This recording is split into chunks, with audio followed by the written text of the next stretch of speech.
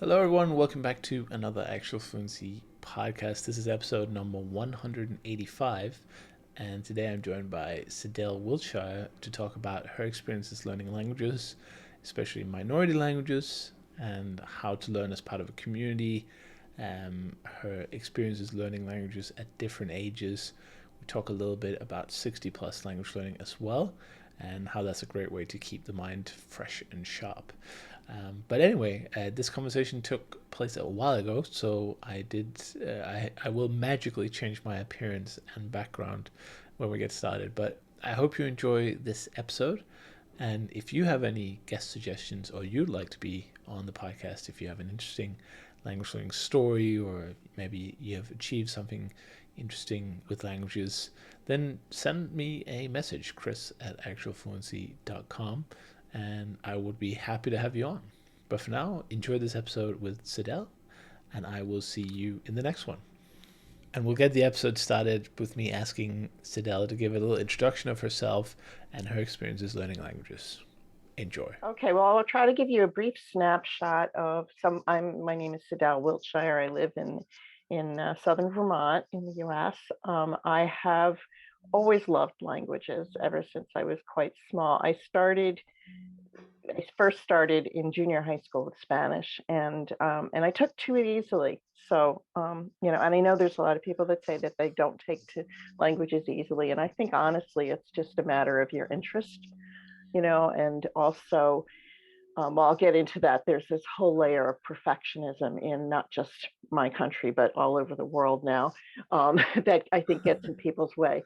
But I went from Spanish in junior high school to Spanish in high school, and then found myself kind of just maxing out on the Spanish classes and taking honors classes. And it was like almost too easy. It was a little weird, but we never really got a chance to speak. And then when I went into college, I wasted a year of college in architecture school, another story. But when I quit architecture school and I went back into liberal arts, the first thing I did was run back to languages. And I went back to Spanish, and I had maxed out their basic levels of Spanish classes also. I kind of tested out of them. So they stuck me in graduate level literature classes, which was actually great because that's where I started.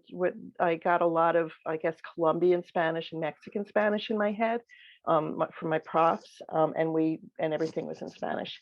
And then I got bored. Uh, and I decided to say, okay, well, let me try something a little harder. And I have Russian is kind of a heritage language for me, so I started studying Russian and fell in love with it, and it became my major. And then I spent a summer in a place that's no longer in existence, but it was a rival of Middlebury College's summer programs at Norwich University, called the Russian School. 7 weeks, absolutely no English. Wow. It With the goal to help me get into grad school and pass the MLA exams at the time, and I did. And then my life changed because I met somebody. And I ended up going to the grad school he was going to. And not going down to DC, I wanted to go to a translation program. So anyway, got a chance to spend 3 months in the Soviet Union, which is, now we're going back a number of years, so I'm dating myself. Um, and Let me see. Yeah, so I did have some experience living in a country. I mean, I already had some of the language. I was already conversational, but that just upped it up a huge notch for me. So at one point in my life, I was pretty fluent in Russian. Um, and then life changed again. And when I moved up here to Vermont, there weren't many opportunities to speak it.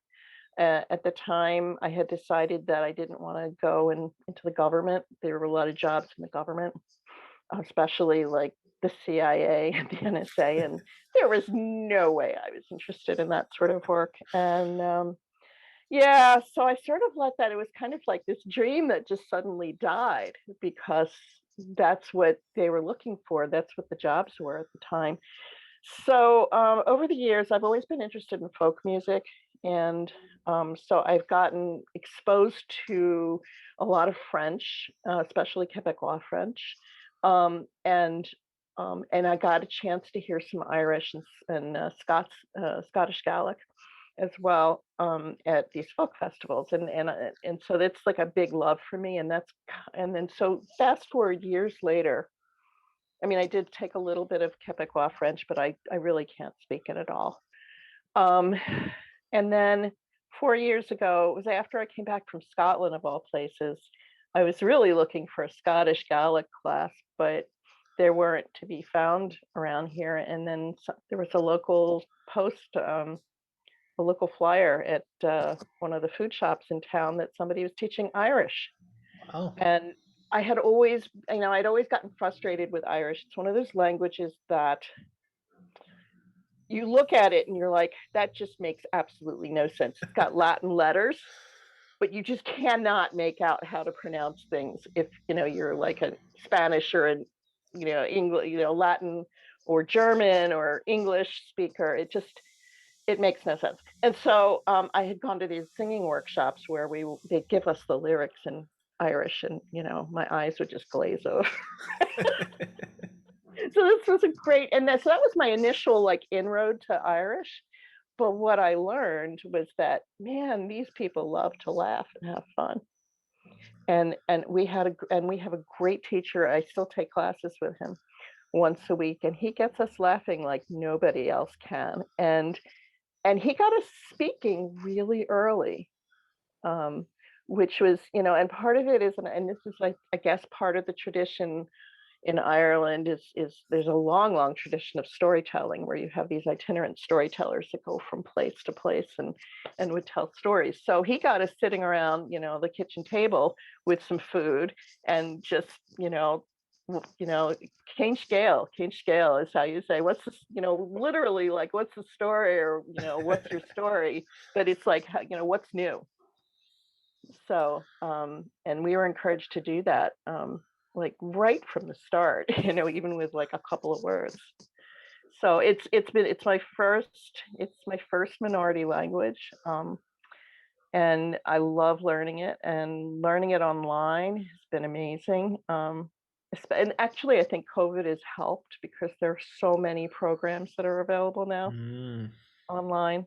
And there's been a lot of cultural things through Ireland that happen at certain times of the year that that allow me to be in touch with people from Ireland as Super well. cool. Um, so let's see. The other thing I guess I just want to say is community, but I can talk about that more. Community is really important, and there's Yeah. a big Irish community here in the States. Oh yeah, of course, the big heritage language learning community Hmm. uh, going on. Well, that's super cool, and you not perhaps not the language one would first guess to learn if you're living in New England, but it's very popular there, I guess. Yes, yeah. Well, Boston. I mean, Massachusetts. I live not far from the Massachusetts border, and there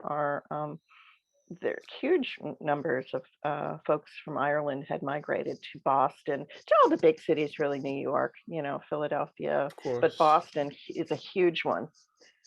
yeah. Um, so, That's awesome. And I love people connecting with their heritage in that way, hmm. because I've talked on the podcast previously about other heritage languages in the US, like for instance Danish, which Hmm.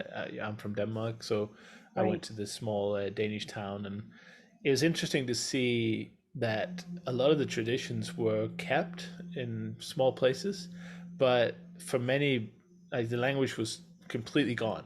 Like it was just English now, Hmm. which is of course a great shame. So it's nice to see that other communities can kind of stick with it and stay with that heritage, because I feel like a lot of the Danish people I talk to are the let's say cultural Danish, not they were from Denmark, but Hmm. uh, they they consider it quite a sad thing that the language was lost a few generations ago. So yeah, Hmm. that's what can happen, and quite fast too. So Yeah, yeah. And when I talk about community, I guess I should say communities of language learners that I've connected with, and there's a huge community of Irish learners up and down the East Coast. There's an organization called Dalty.com that they sponsor immersion weekends. And that's kind of what put the fire under me to really ramp up my Irish in the past year and a half, was going to one of those events and kind of getting headaches after about an hour and a half of only speaking Irish. But you'll find there are concentrations, like for instance, Springfield, Vermont. There's a concentration of the Irish diaspora, and there's a community center, and there's Elms College, which actually they do have Irish classes at this college. Wow. They put on events there. So there, and you'll also find, especially like in Massachusetts, I've noticed pockets where you'll have Irish is one of those languages where you've got three major dialects. There's the Ulster in the north, there's Connacht, kind of mid-western coast, and then Munster in the south. And there's a big pocket of Munster Irish immigrants from that in the Springfield, Massachusetts area, which is closer to me. And then there's a big pocket of Connacht speakers in Boston, and that's the dialect that I'm attempting to learn. Great. So, how would you, let's talk about language learning in general. So, how would you kind of contrast your Irish experience with, let's say, the Russian or the Spanish, and even the French you had as well? What were the Right. main kind of differences, and did you find anything that was working, not working at all, or something that was working really well? Well, take us through that. Um, wow, Irish is so totally different from all of those languages. I have to say it's the hardest language I've ever studied. Now, I mean, Right. I'm saying that as someone who has not been in college and not been in an active language learning position in many years, although I did take some French about 12 years ago. Um, it's just a totally different beast. So I started with Spanish, French, even German were to me relatively easy. Russian was a little harder. People tell me, oh, Russian is really, really hard.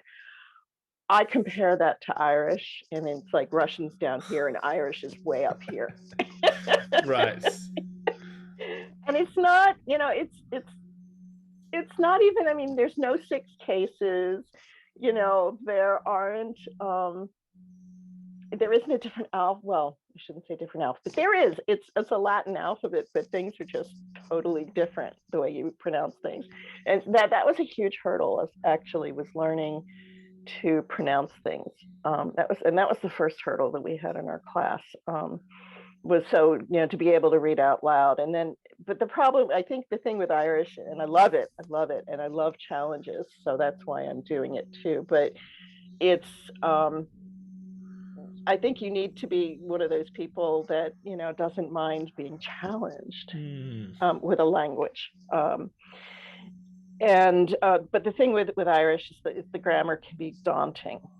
So I always recommend people start with a book that doesn't hammer you over the head with grammar, that just you get it sort of sideways.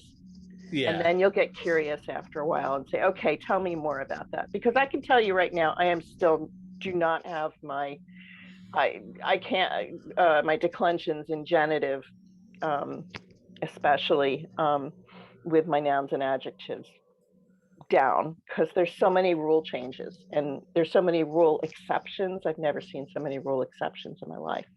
Right. um, that but it's a fascinating language. It's a beautiful language, and I love that there are three different dialects to listen, so it's different that way too. I don't remember like saying, oh, you're learning Moscow dialect or St. Petersburg Right. dialect or anything like that. um, I do remember there was a difference with Spanish. And it wasn't huge though. It was more of, a little bit of pronunciation. And I found that I personally preferred Latin American Spanish. So I kind of stuck to that. But that's also, what my profs had. So, Yeah. yeah. And it's a strange thing to aspire to be perfect in grammar, I always find. It's like, well, isn't it about communicating first and foremost. It's, Exactly. being grammatically Exactly. completely correct just seems like a very hard task to set yourself, especially in the beginning. Yeah. Right. Yeah. So, but that goes for a lot of languages. I mean, Russian, it's also a lot of grammar to Hmm. know, but German as well. A little bit less Hmm. important in German, I guess. But it depends on what you want to do. I know a lot of university programs, they focus a lot on the on reading and Hmm. kind of translating, Hmm. whereas that most, I would say, not hobby learners, or people learning by themselves, Hmm. probably would prioritize speaking and listening. Yeah. And that doesn't require perfect grammar in any way. So if anyone listening is worried about that, then definitely don't freak out about that, because that'll come and you'll see the Right. patterns and get there. I guess And also your and Irish you is know, more. Sorry, go ahead. oh yeah, no, I was just going to say, and I think just letting go of that perfection, because people don't really care when you're just having conversation unless they're, grammar police. But Right. then I don't, I try not to hang around those folks. Right. You just want to communicate your meaning across. So that's the step one. Yeah, Um, but I guess exactly. Irish is also the language you've learned, where you had the most technology available to help, Oh my God, and yes. and kind of, I can't even imagine what it must have been like to learn languages independently, like before digital flashcards, and like, that must have been such a challenge, and I guess it would be hard to even find a lot of materials in countries. Yeah, well, I think especially with Irish, I can't imagine what it would have been like learning Irish without the internet now, because of resources. I mean, certainly Irish has a whole lot more resources available than, let's say, Scottish Gaelic, but and a number of other minority languages, but still, um, I mean, I can turn on, there's a website you can go to called TG4 ie, and that is Irish. That's the Irish language television station. And I just mirror cast that to my big TV, and I get to watch Irish television programs, and it's pretty darn awesome. I can't ever imagine doing anything like that before. There's so many resources now available. Actually, I just finished taking a 6-week Irish cooking class, Wow. which was, following a teacher who's teaching us a recipe in Irish. And man, well, that's a whole other subject, is learning things that you really love. Um, and if you focus on that and you don't focus so much on the grammar, and just, focus on speaking, focus on listening, focus on, some reading, because reading is a great way to learn vocab. But that to me was gold, to be able to like know that I could sit in one of these classes and like follow a recipe and watch her do this and like understand, even if I missed a word or two, you know.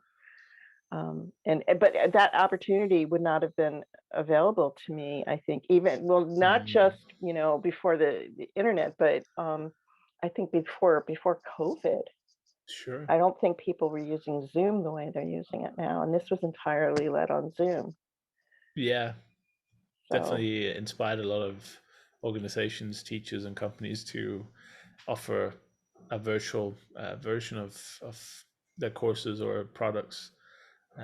So in a way, that's one positive aspect of this whole pandemic, is mhm, that it's definitely given access to more things from abroad. We talk sometimes about the Polyglot Conference, the Polyglot Gathering, these two main mhm. in-person conferences that take place every year, and a lot of people are quite upset about them not happening because of the pandemic.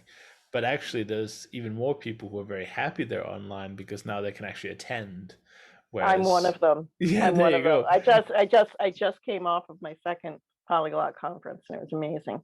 Yeah, So, so it's I guess even in dark times, there's still light to be found, and language learning is one of those opportunities. yeah.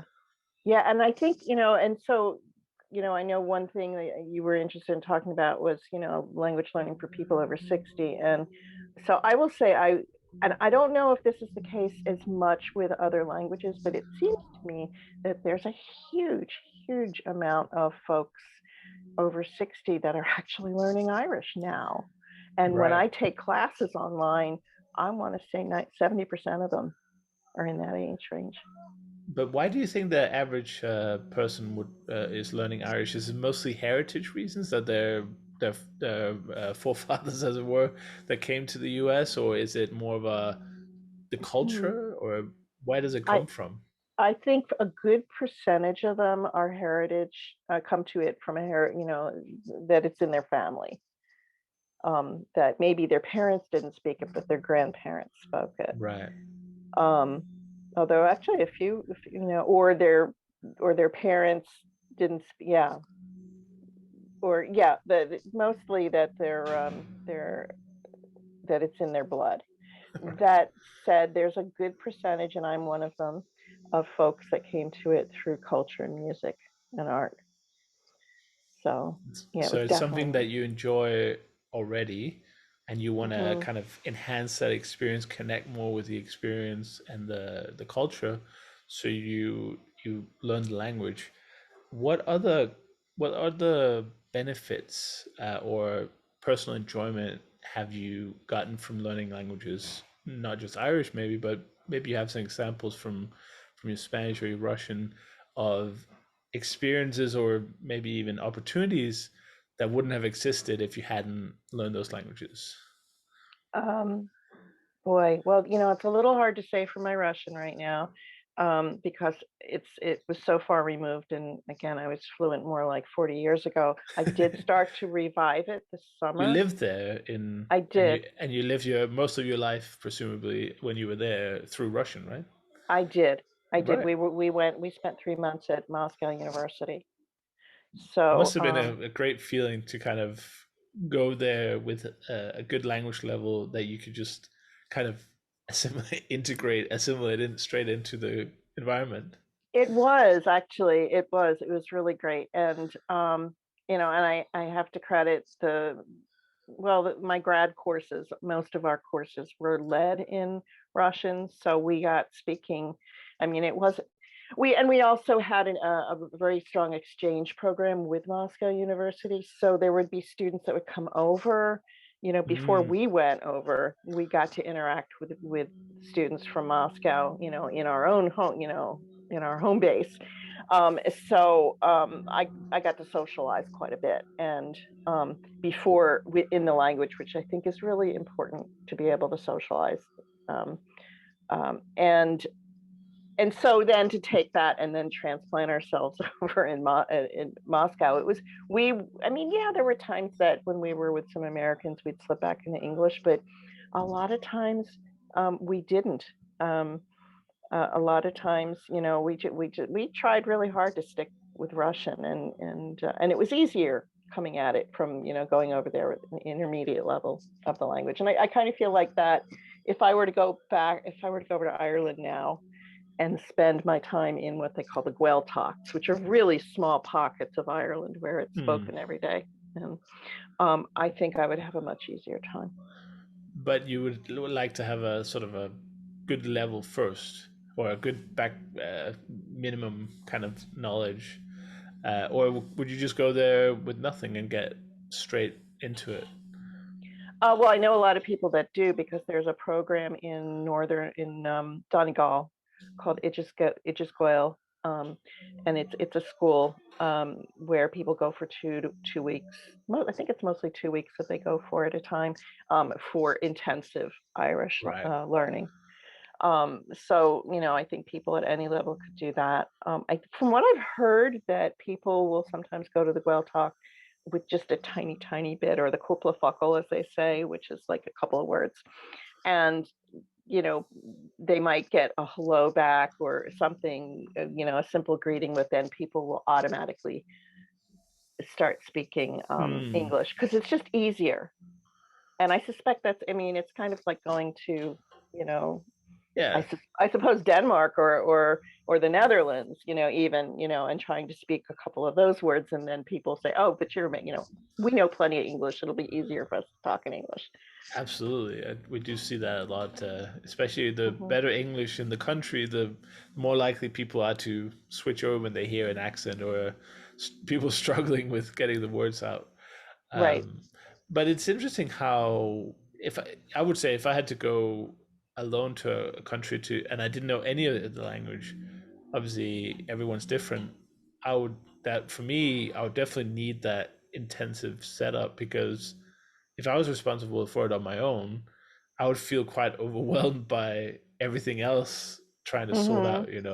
But if you're going for, let's say, a limited time, you still have your home in another country, and you're signing up for one of these intensive classes where they kind of take you through it, so you don't have to worry about the admin and organization of the materials. Right.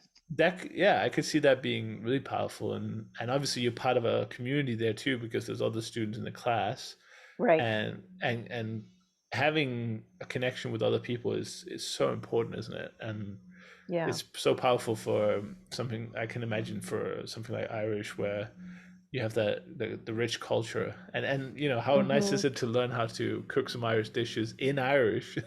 Hmm. That's Hmm. a really great one. What other ways have you found community to be valuable to your learning? Well, music community, and I guess I'll say this, again, my interactions with French have been so minute, but my it was the folk music that brought me up there. I used to play the fiddle, and my main interest was Quebecois fiddle, Mm. traditional fiddle music. So I would go to some of these festivals, and there was a festival it was about an hour and a half north of Montreal that where most people just spoke French. And I volunteered one year, and an American who had volunteered the year before to me said, "Well, here's the tip about volunteering because you get to camp there if you volunteer." She said, if you sign up for the garbage crew or the rubbish crew to just clean up the grounds, you usually don't have to interact with people, and then you don't have to speak the language. Well, I signed up, and all of those spots were gone, and they stuck me in the food crew. And so all of a sudden I found myself in this position where I had to listen to people give me instructions in French about cooking and taking, pots of food over to feed the performer without any French at the time. So, after that experience, I thought, okay, let me just get a little bit of French because I had Mm, lots of music words in my head because I could go to a workshop in music and understand what they were talking about, but it didn't have the grammatical glue to put the words together.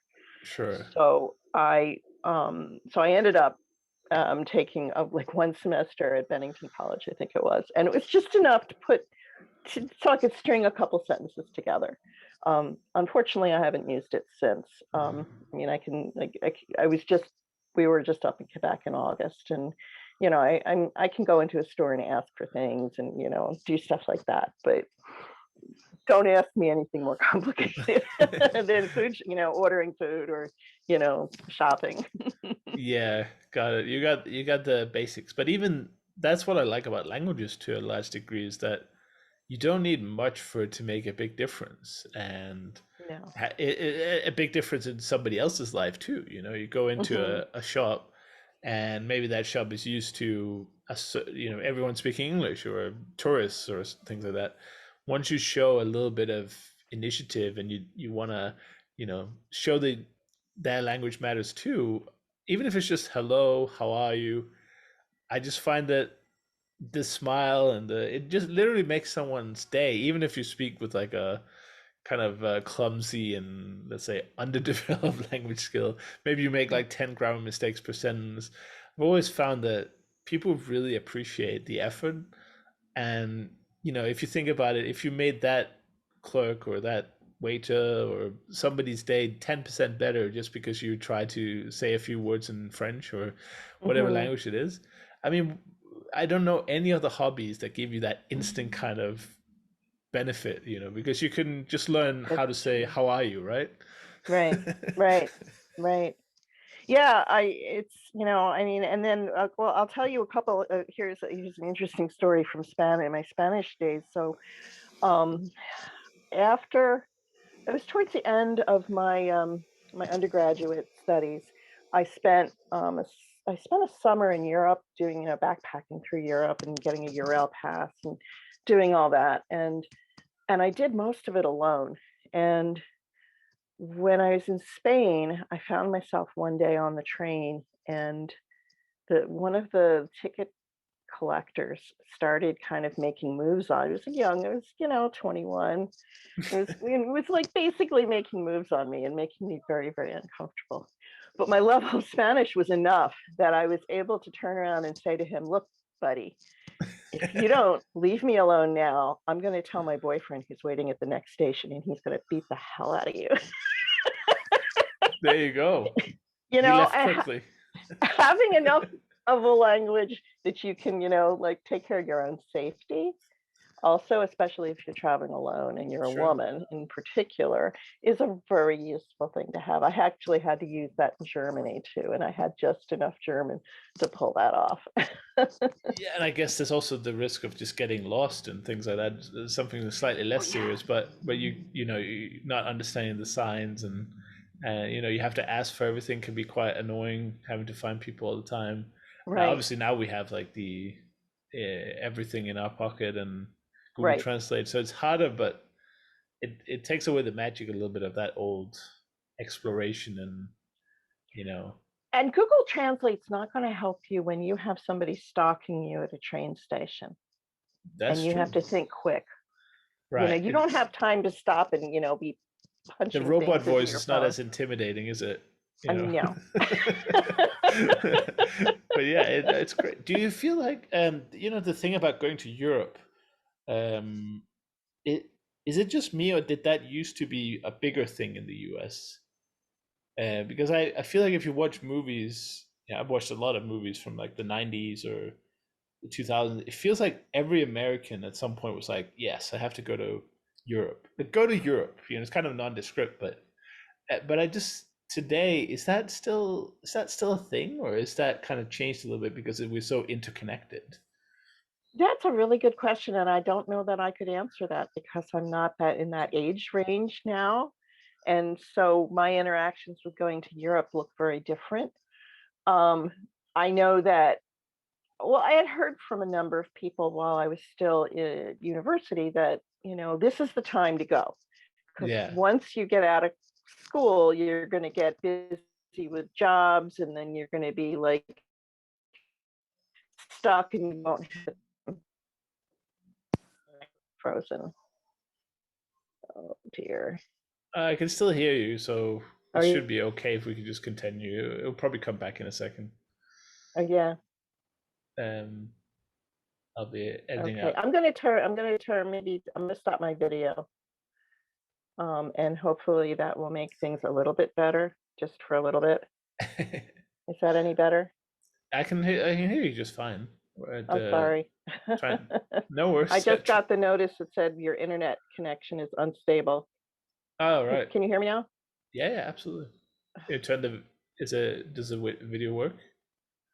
Yeah, I can hear bits and pieces. Sorry. Hmm. um, Hang on a second. Hang on. I'm just gonna run down. I'm just gonna ask somebody downstairs to not run the microwave because that interferes with our Wi-Fi. Okay. Just a sec. No problem.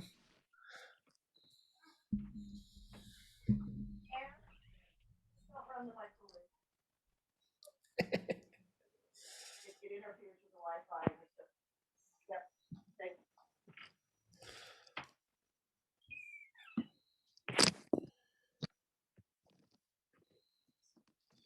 Sorry about that. Hopefully you can clip this out. Yeah, yeah, Right. absolutely. I'll just edit this out afterwards. Okay. Yeah, No yeah. problem. We just discovered that when somebody runs the microwave, our internet connection goes crazy. That's funny. What were we were talking about Mhm. the Europe Americans going to Europe for that kind of cultural. Right. It seemed like almost like a yeah. I don't know. Maybe I've just seen too many American teenage movies at the time, but it just seemed like that was the thing of sort of a not a religious one, but it's like yeah, you have to go to Europe to learn some culture and see what the world is like. But I don't know if Yeah, well, that's. there was there was, I don't know if the Eurail path still exists. Oh yeah, Um, yeah. They call it Interrail here, but I don't know if Interrail. it's the same thing. Okay. Um, It can was you a put big your deal. video back on, by the way, just so Oh, sorry. we'll make the video just Yep. so people don't have to look at me all Yeah. the time. Yeah, I'm sure they still have Interrail, and I hear about a lot of Europeans that do Yeah. it. A lot of my friends have done it, but obviously Okay. they're much closer to the to the countries where it Hmm. is. So I was just curious, because I that Well, was a long time. I mean, I think it was just a big pull. It was the time to go before you get stuck into a real job, and have to live like an adult. Um, it was, and so I think, and also because it was so much cheaper to do it as a student because you get student rates on your Eurail passes, and student rates in the hostels, and in the museums, and all the places. Yeah, So lots of yeah, programs available as well that would organize the whole thing for you, and you know, yeah, I organized it myself. And I kind of flew by the seat of my pants and like changed my mind a lot. I had some friends though, and so I had places to land at various stages of my 3-month journey. So I had friends in Finland and Sweden, and I had friends in Germany. Um, and so those were like my home bases, I guess, if you right? will. Oh, you went all Um, the way out to Finland. That's a well, long way up. I didn't get to Finland on that trip, but my Finnish pen pal, my childhood Finnish pen pal, was living in Sweden at the time. So I got Ah, to right. spend a week with her in Stockholm, which was And amazing. yeah, hopefully it was summer, so it wasn't too Oh icy. God, yeah. That said, when I did get to go to Finnish, and also going back, dive back into languages for a minute. So when I was doing my master's program for Russian, we had to study a few other languages. So we had to take at least 2 other Slavic languages, and then they asked us to take one non-Indo-European language. Wow. And we managed to find somebody, on the campus who spoke fluent Finnish, and so she taught us Finnish for a year. Wow.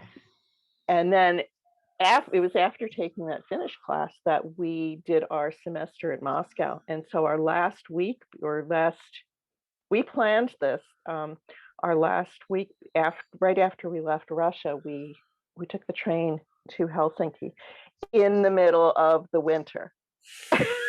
Yikes. Yeah, that's cold.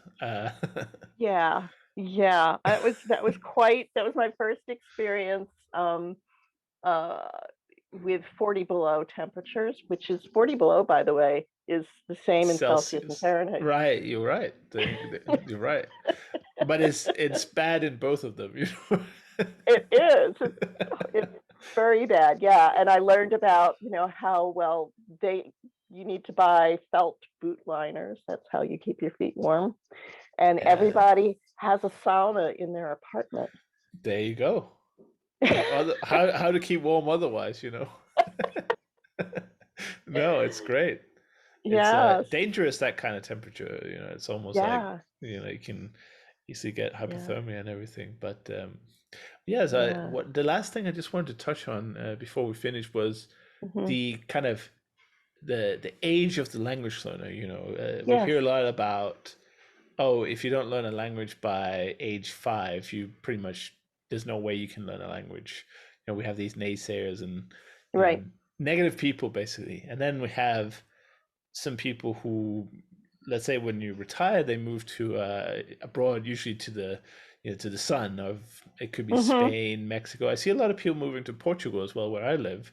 Hmm. That's perhaps more the Brits more than the Americans, but I still see a lot of Americans coming here as well.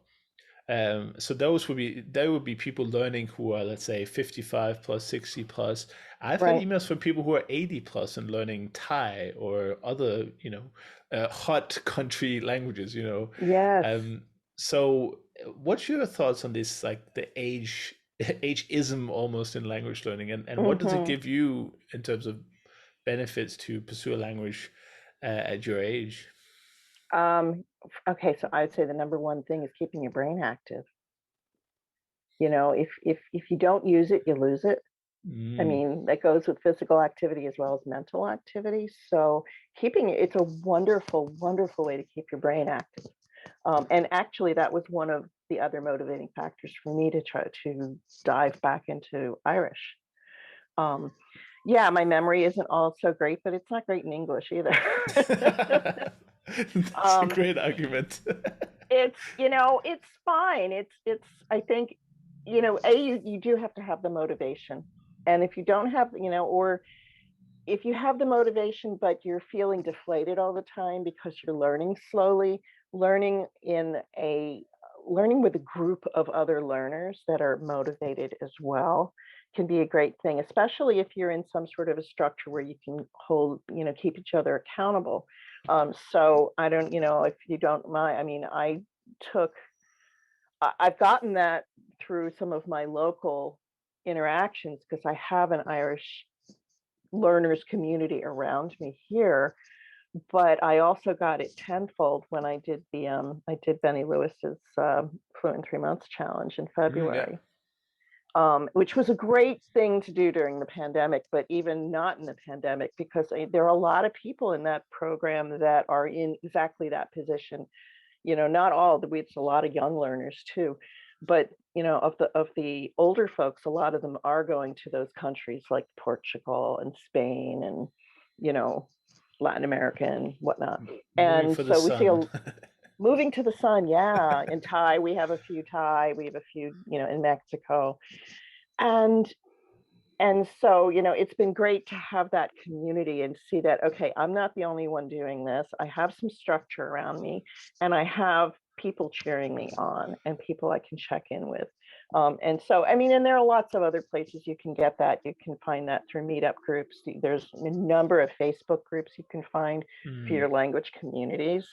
So, but I think especially for people 60 and over who are constantly getting them, well, they'd had years and years of having to get things perfect. So mm, that's the other thing is it's hard, I think, for a lot of folks that are older to let go of that being perfect because they had to do it all their work life, and just let themselves make mistakes. But frankly, you're going to have the most fun and you're going to have the most laughter if you let yourself just make mistakes. And oh yeah, I, I love that so yeah, much. If you can accept that you are terrible in the language and you just go use it anyway and yeah.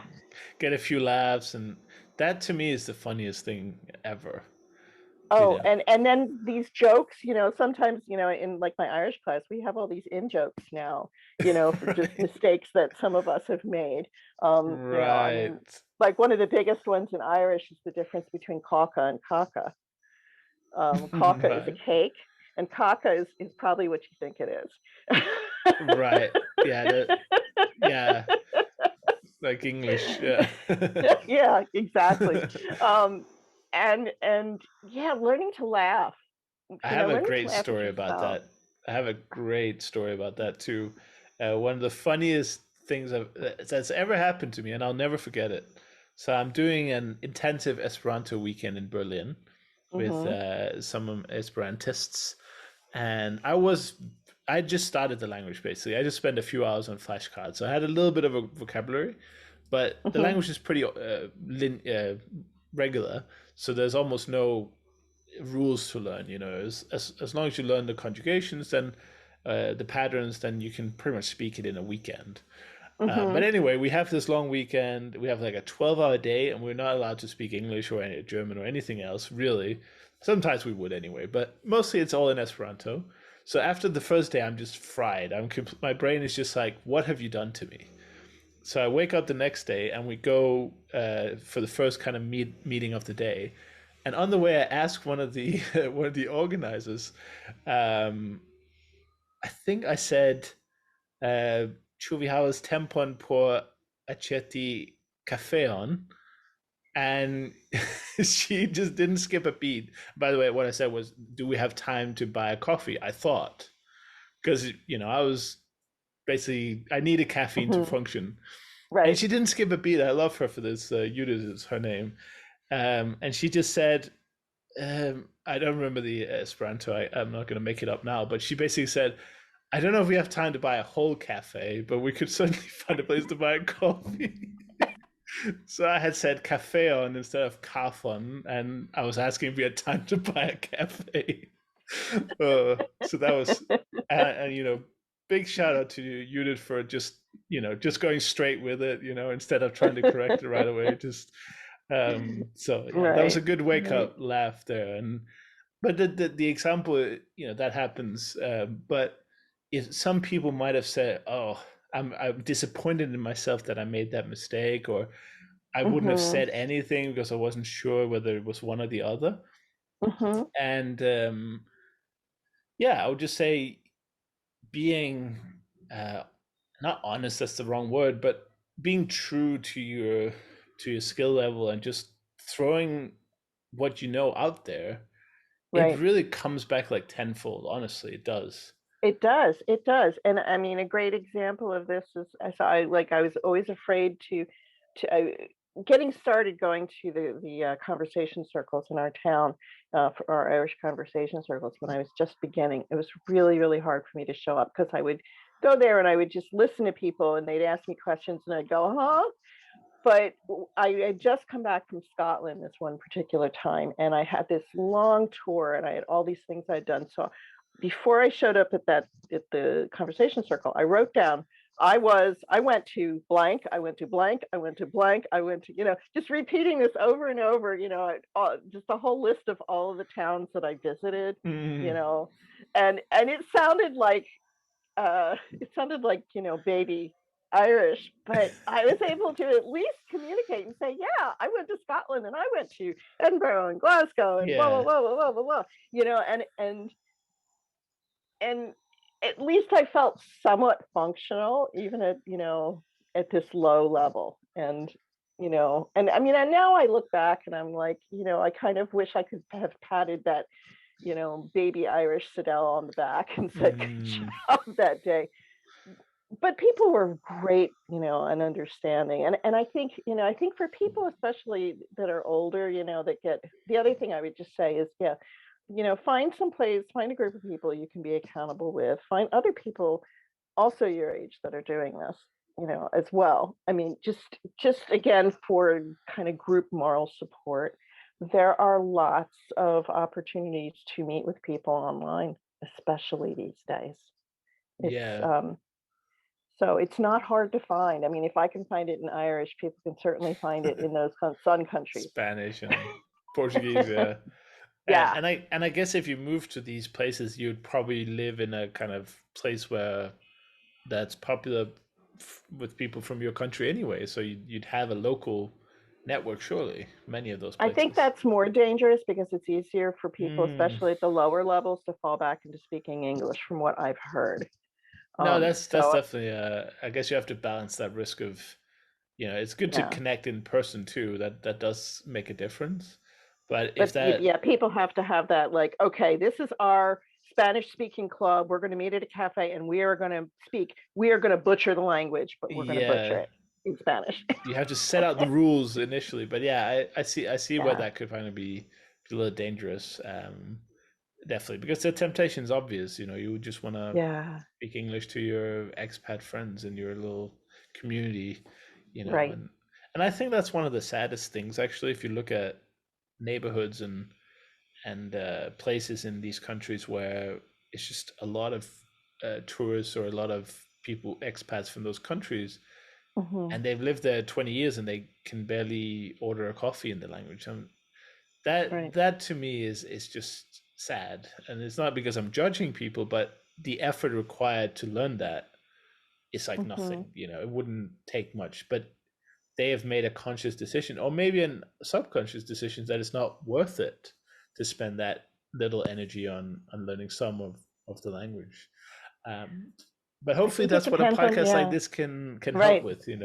That's the ambition anyway, that we share the benefits, we share how easy it is. Even though it's not always easy. Yeah. And we share basically some practical tips and strategies, like you were saying about the Fluent in 3 months challenge, which is basically an Hmm. accountability challenge with other people. There's the cooking classes and local. schools and the intensive classes you mentioned. So The that's the immersion whole classes, yeah. exactly, yeah. Those are something I would love to do as well in the Mhm. future. That they're not as popular around here. I know the only one I've heard of is Middlebury. I haven't seen any sort of pop up around here in Europe, but So I know there's something now. I know that stateside there's an organization right, called Alliance Française yeah. that sponsors some things.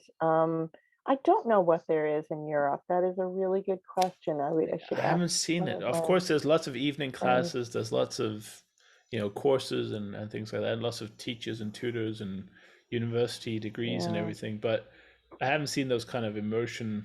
But maybe, somebody listening who's from Europe, some entrepreneurial mind out there could get Mm. started on that. But Yeah, anyway, especially if it's tourism based. Yeah. yeah, no, I think that's what's required. The other way is, of course, learn the basics or to a middle level and then go to the country. That's sort of your own Mhm. immersion, right? Mhm. That's also something I want to do when COVID is it's a little bit more over than it is now. Right. Not sure Right. when this goes out, but yeah, thank you so much for coming onto the podcast and Oh, you're sharing your welcome. story and experiences and tips with the listeners. And just for anyone listening out there, if you have an interesting language learning story or tips or tricks or anything you want to come and share, send me an email and we can get the ball rolling. The more the merrier, on the podcast, and the more diverse experiences, the better I think it is for people listening. So thank you for that. Yep, you're welcome. And thank you for this great podcast. I've been listening for over a year now. Well, So thank you. it's been I fun. appreciate it. Yeah.